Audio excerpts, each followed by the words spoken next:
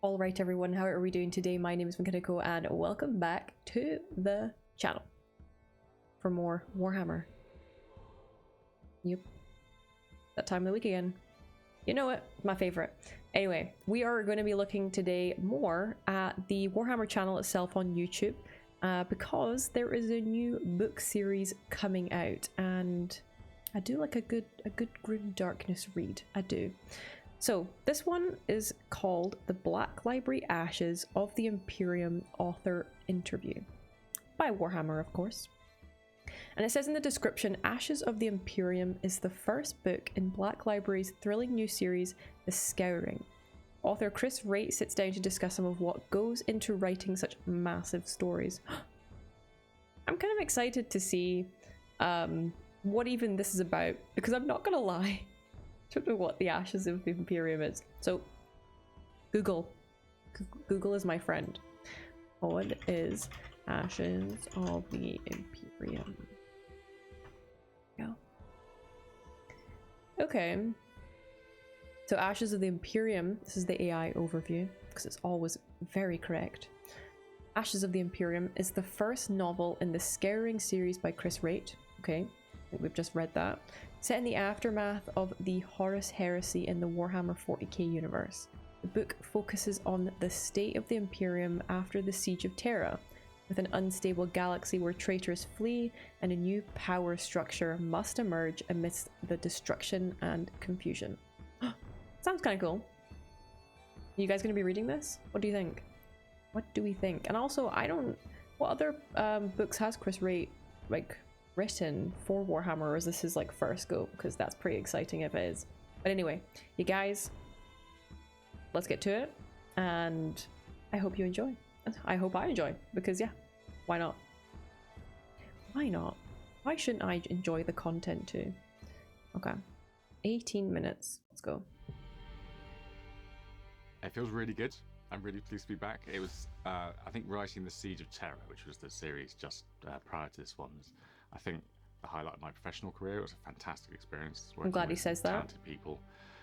The writers' rooms were fantastic. We sort of threw ideas around, and it was just exhilarating to be part of that. And I wrote one of those Siege of Terra novels. And so to come back and do a similar kind of exercise, where we're working with a multi-author series, trying to kick around ideas and think what's really special about this period of history, but in a different time, with its own kind of interesting features, its own aspects, that was great. And I wasn't going to say no to that. It's a big book. I think that's the first thing to say. It tries to cover an awful lot of ground. Oh my lord. I think when we started thinking about this he has series, a lot to say. I went back to Horus Rising, which was the first book of the Heresy series, and sort of thought very hard about. That's a fantastic book. It's a I actually haven't got around to reading the Horus Heresy. It's still sitting in my bookcase. Fucking crime, I know. Please don't report me for being a heretic. Although, I am now on the third book of the Gods Go series, Necropolis, which I have just started, and the start is kind of weird, I'm not gonna lie, I don't know what's going on. Anyway, we're trying to focus on this book right now, so yeah. The Scouring. Let's get back to this. Let's see what he has to say. Fantastic story, but it also sets up a series really well. It introduces characters that we know about from the lore, but also original characters that have particular purposes in the plots that are going to unfold. So I thought quite hard about doing something similar, kind of introducing characters, some of which we know about, some of which we know nothing about, to really create a new world. And this is a new period of history for Warhammer. It's not a rerun of the Heresy, and it's certainly not a 40k book. This is own time period. And so thinking about how that was done before, and then thinking about how we can do that in this setting, and create not just a new cast of characters, a new series of events, but a different tone. Okay, so he's saying this isn't Horus Heresy era, pre-40k, but this is also not 40k, so it's its own time period, as he said, which is kind of cool. And the fact that he was it's got its own tone, I think this is going to be something really different for us all. Wow, you guys must be really excited. I need to finish what I start, so if I'm on a fucking series, I need to finish that before I can ever move on to something else. And if that takes me my whole life, then goddamn my OCD. It is what it is. I'll be fine. And that felt really important. Like, what is the Scouring, sort of almost spiritually for these people, and certainly the way they feel about the universe and what's going on, so that when you're reading this, you feel like you're transported to something that we don't know very much about, and it's a new experience, and it's something that hopefully kind of enriches our understanding of what the Warhammer Galaxy is. Oh, lovely. It felt really important to examine the psychological effects of what they've just been through by the time we get to this story.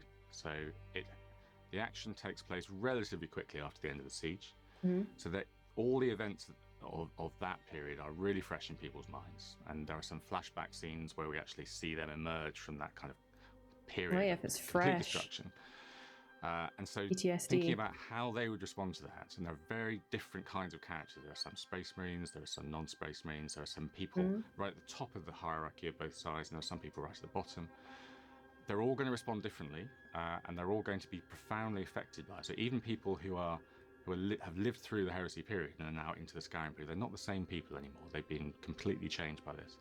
So for every character that appears in the book, the first question was, how are they going to deal with this? What are the things they're going to do, and what are they going to think about the way forward? Are they even thinking about a way forward? Are they completely destroyed by what's happened? Or are they able to kind of construct something? So that psychological side was really important.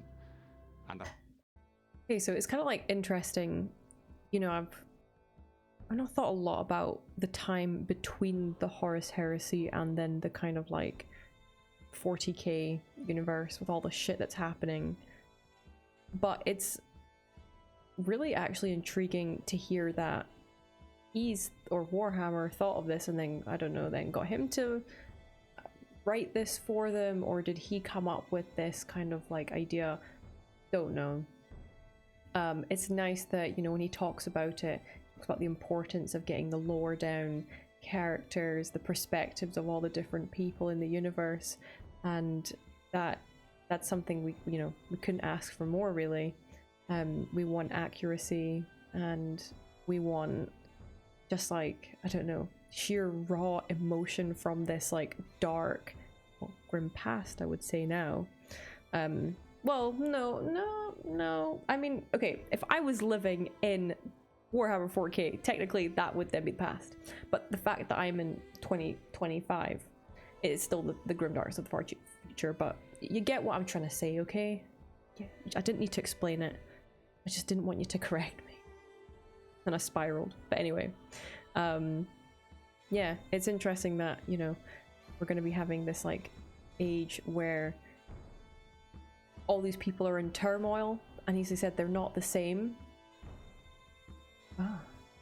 Complex. I like it. I suppose allied to that, one of the things I love about Warhammer is it's not just about the physical battle. It's not about just the armies and the bolters and the swords. There's also a spiritual side in terms of their relationship to the gods, what they think about the gods, what they think about the metaphysics of the universe, which are really real for all these people. Yeah, the spirituality, for sure. That as the book goes on, people have to change their views, or their views are threatened by what's just happened. They may have come into the heresy with a whole set of beliefs, and they're now in a situation where those beliefs don't work anymore, or they've changed. And so that was really interesting for me as well.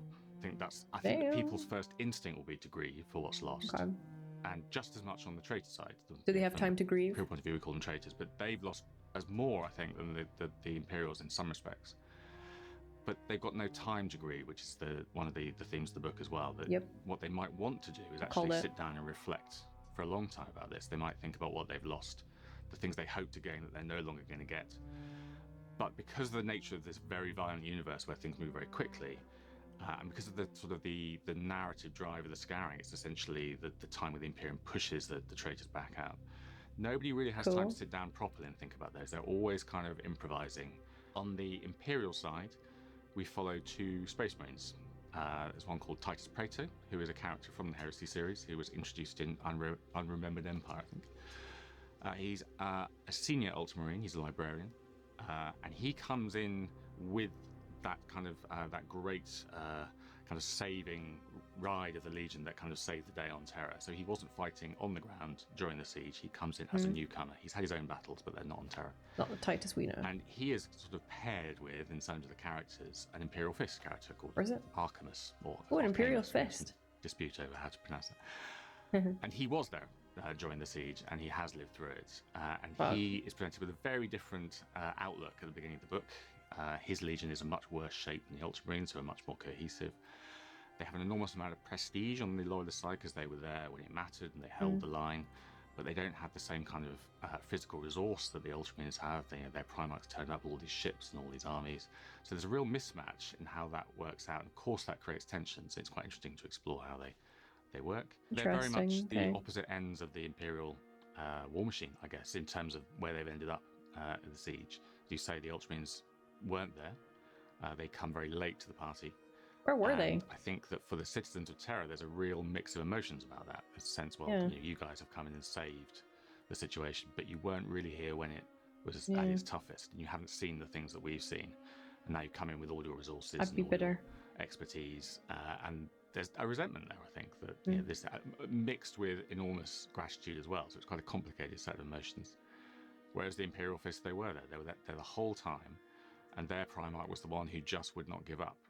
And at the times when it was darkest during the siege, Dawn was there. He was holding the line, and yet he's emerged, I think, much more broken than his brother. The Rogel Dawn or Regel Dawn or something. His name. Really complicated set of emotions on all sides, I think, about what's just happened. And then there's I've got that wrong. I'm so sorry. Imperial characters, one of which is Khalid Hassan, who is a non-Space Marine. He's a character who popped up in some Heresy books too, and he was one of the chosen of Malcador. And now, sort of spoiler, he's no longer got his boss around, so he now has to, like everybody in this book, work out what to do next, work out how to survive, work out how to keep himself alive, and then what's he going to do? What's his objective going forward? Fair. And then on the traitor side, we have two Space Marines as well. We have a word bearer called Adrahasis, who is heretics. I guess, within the book, he's one of the characters that really struggles with the metaphysics of the whole situation. He's a devout believer, as most word bearers are, and he's got to come to terms with the failure of the grand dream that he was so instrumental in pushing forward. And he's paired up with an Iron Warrior who has a very different perspective on the universe again, doesn't have much time for gods and Primarchs, and in the same way is coming to terms with the loss, but has very different conclusions. I like it. Very complex, as I said. And there are other traitor characters that kind contrasting of around those during the book. So his name is Ortag Theocon. He's a new character for the setting, and we start the book with him. He's the character that really introduced us to this world. Start, and he's on the run, like most of the traitors. He's trying to get out. They've seen the big defeat. They got very close. He got all the way to the walls of the Imperial Palace, and then had to turn around. So his journey is very much initially survival, getting away from Terra, getting out of this big disaster that's overtaken them. And then he as things go, he meets other traitors trying to do the same thing, and they start immediately to butt heads because they've got very different ideas of how to get out, what the possibilities are. It's very desperate for them. They're all in this kind of state of shock, and it's almost like a psychic shock. Some of them, losing side. Other legions have lost their Primarchs, but even these two characters, who, as far as they know, haven't lost their Primarchs in time, but they're not around. They don't know where they are. Kind of weird to think that they're not around. You go looking for them, right? Partly because I would love to write Iron Warriors. I've not done much of that, and they're a fantastic legion with a lot of interesting history. But he was just so different from the others, so belligerent about the whole thing. He's a kind of unpleasant kind of guy, but he sees the universe fairly clearly, perhaps in ways that word bearers might not. For example, I just love, it's not anything to do with what he's talking about, it's how he's talking about it. He obviously has put his heart and soul into this book, and the fact that he was like the highlight of his like professional career was his previous series, of which was Warhammer. The name escapes me, obviously. Don't bring it up, that's hence why I've not mentioned it. But you can see him smiling, you know, he's like, yeah, he's like thinking about his characters. He's like, oh, this guy, yeah, belligerent, blah blah blah. He's a good guy, you know. I love to see people really passionate about their work. It's just something that, especially for Warhammer, you know, just getting another nerd adding to the situation, and it's just brilliant. I like it. I'm enjoying this vibe of the video. He's a lovely speaker. So he's got quite an acute sense of, you know, kind of nonsense, and he's really a very straightforward kind of guy. And so he shows us another way of possible survival for the traitors in this period, and it's contrasted with the ways that the other characters kind of manage that. I think it's one of the things I find most interesting about Warhammer in general, the relationship between mortals and gods. And the word bearers are a great way of really kind of seeing how close that relationship can be. And he's had the worst experience, all that faith that drove them across the galaxy for 7 years has turned out to be an enormous setback. And you're thinking about what that does. Do you just junk all your ideas and say, well, they were clearly wrong? Do you cling on to them and try and make some kind of sense of what's just happened? Those are the things that really sort of matter to him. And one of the interesting features of the Scouring settings, we really thought about how to make it distinct from other eras of history. And one of the ideas that came to the fore is that actually chaos itself has slightly changed in this era because of what happened on Terra, because of Horus and the Emperor's great clash, which was really on a metaphysical plane as much as a physical one. It's not quite the same afterwards, for a little while at least. The relationship between chaos and the universe is slightly different, and everyone's got to get their heads around that. In what way? For word bearers, that's as hard as anything else, and so he's got a really tough set of decisions to make. And I guess his conflict is as much about that as anything else. And of course, I guess some legions are further down the road than others, even at that time.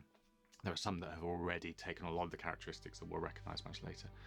And there are some that aren't. And again, one of the interesting features of this time period is that in some respects, they roll back a bit from where even in the siege. There are some aspects of the universe that make the gifts that they've accepted or the roads that they've gone on actually no longer appropriate for a bit. And you begin to think, well, maybe they could take a really severe turn away from that, and maybe there's some way back for them or some other future, because we know that actually there isn't, but they don't know that. And so getting to grips with doubt on the chaos side is really important. They've had some significant advantages up till now, that the gods were present in the universe in a very direct way. It was very easy for them to think, we are doing the gods' work and we can see the signs all around us that we're on the right path. They had a lot of success, and so their success breeds success, and they can think that this shows that we're doing the right kind of thing. In the aftermath of a big defeat, and it is a big defeat for them, and with the withdrawal of some of those certainties that they've had, they're going to have a really tough time working out what to do. And I didn't think about it from the chaos slow perspective. Down some of that process that we've already seen, that they're becoming. They've got more spikes and more skulls and all of the things that we associate with them. Yeah. So there's a kind of a real sort of slowing down of that process, and then they're exploring other avenues. But of course, we know where it ends up in the end. But for them, they don't. They're exploring other some of fashion. the political changes that are going on, certainly on the Imperial side, where Primarchs, in many senses, have failed. The heresy is in one respect, the story of the Primarchs failing in their duties and failing in their grand project. So there are other sources of power in the universe. It's not just Primarchs. I mean, they're not absent in the sense that they do stuff, and we know that they do stuff in the Scouring. I think one of the decisions from the narrative point of view that I think is quite interesting is that they are slightly less centered than they were during the Heresy series. And this is a period on the Imperial side where non-Legion institutions really start to think, well, it's our turn now. Could we have done it better? Do we feel gratitude to the Primarchs who saved us, or do we feel that they're to blame for what happened? And so the sense that the Primarchs are no longer the only focus of this is one of the interesting parts of the book from the political side. Primarchs being Primarchs, they're not going to go away quietly, even if they thought they ought to. And so they're still very much one of the elements of this. But the changing relationships between Primarchs and the rest of the galaxy is one of the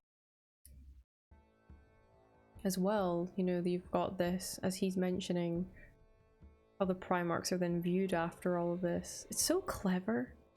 It's just like, it is genuinely like a history, like just a history book of what happened, of an account of what is happening after the war now. And I guess that's what I really love about Warhammer as well. You've got the lore, you've got these points in time which are accurate to that particular thing, and it all fits together. They're thinking about everything. Is there any plot holes that you know of in Warhammer? Anything that's been written? I would love to know, actually. That is a great question. Fuck me. Yes. Has anyone seen any plot holes anywhere in the Warhammer universe? And if so, like, was it fixed? Was it patched, kind of thing? Because for me, like, what I love is that, you've got all these bits of a jigsaw and they all fit together, and then it's also like a stack of dominoes or like a row of dominoes, and you push one and then the rest fall, and there's like these kind of like butterfly effect kind of shit that goes on, and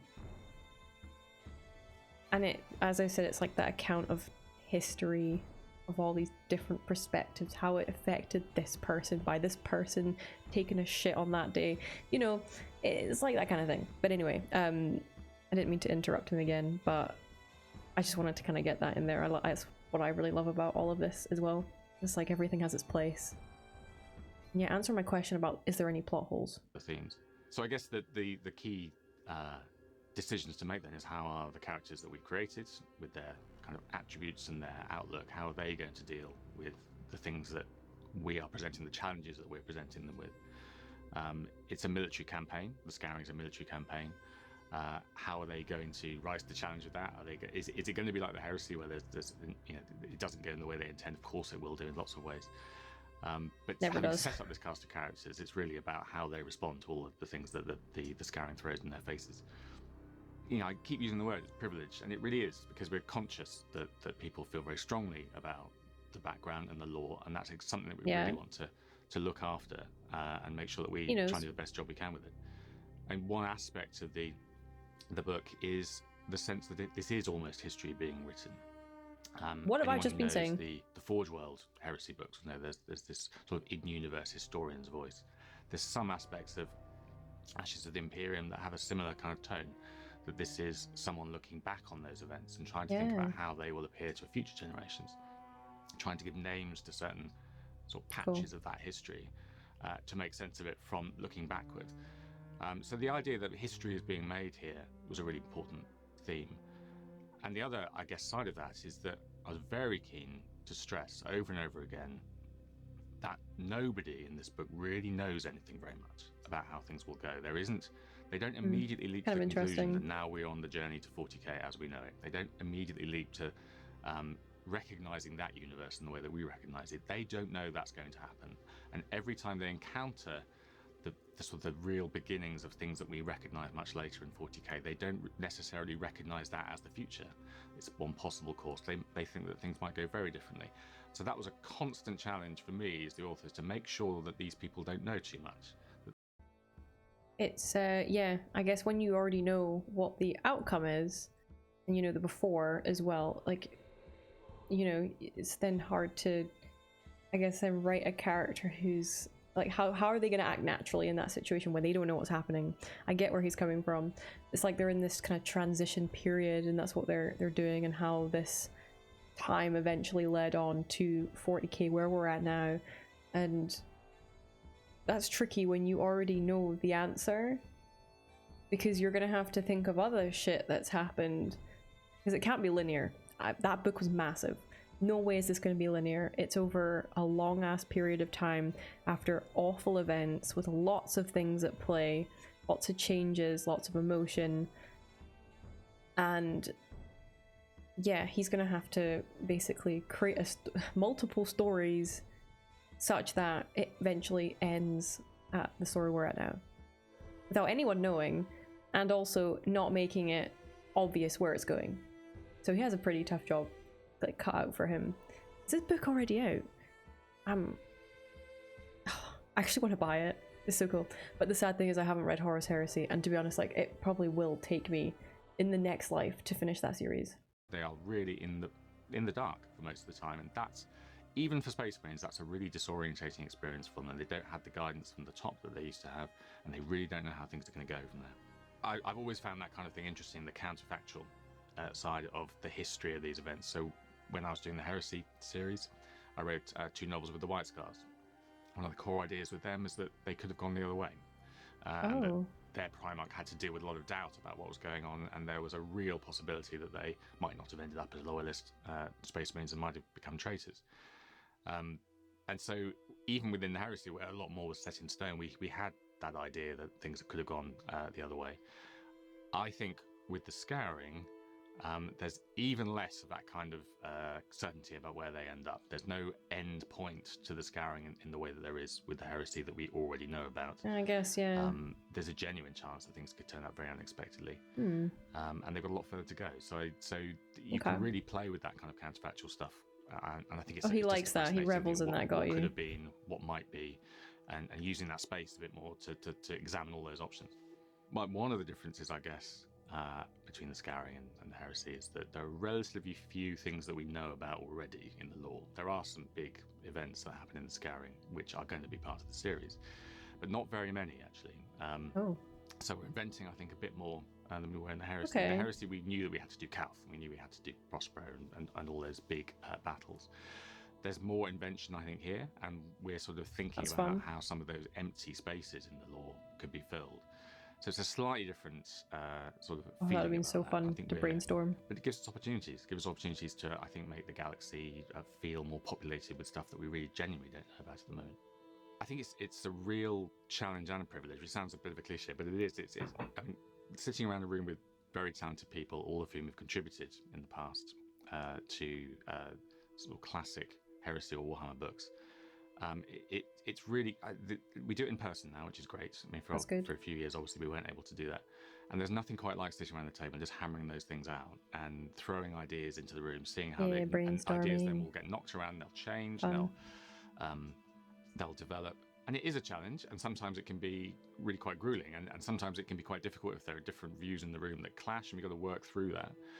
But the end result, it's just a thrilling kind of thing, because you can see the germ of stories, and then they get turned into things that end up going into books, and they get fully formed, and it's quite, when you look back on the process, it's almost quite emotional. You think, well, we were there right at the start, and we worked that thing out, and there's nothing really like it. It's great writing novels as an individual author, but doing it in a team has its own kind of special character. Nice that they do it in a team. What people can expect from this is a look at the entire world, of the entire galaxy of the Broken Imperium, from the very bottom to the very top, showing how every soul within that drama has to respond to the way that things have changed, and how they're going to survive, and how they're going to prosper in a galaxy that's now extremely dangerous for everybody. Okay. Ashes of the Imperium. Scouring. I don't know. I don't think I've got any books by him. So I would quite like that one. And I enjoyed listening to him speak, so I may enjoy reading what he has to say also. Yeah. Do you think you're going to buy the Scouring? What do you think about that kind of like time period? Do you think it was an interesting, noticeable period in the history of Warhammer? Did anything massive happen that really did change the course of things? Because I don't know. I am new here. That's right. We only just kind of got here. What, 1 year ago? We're making our way slowly through stuff. And yeah, just want to know your view. And as per usual, you know what to do. Leave a like and subscribe. Let me know you love me, because I love you back. And I will see you again next week for more content. Whatever that may be. Take it easy.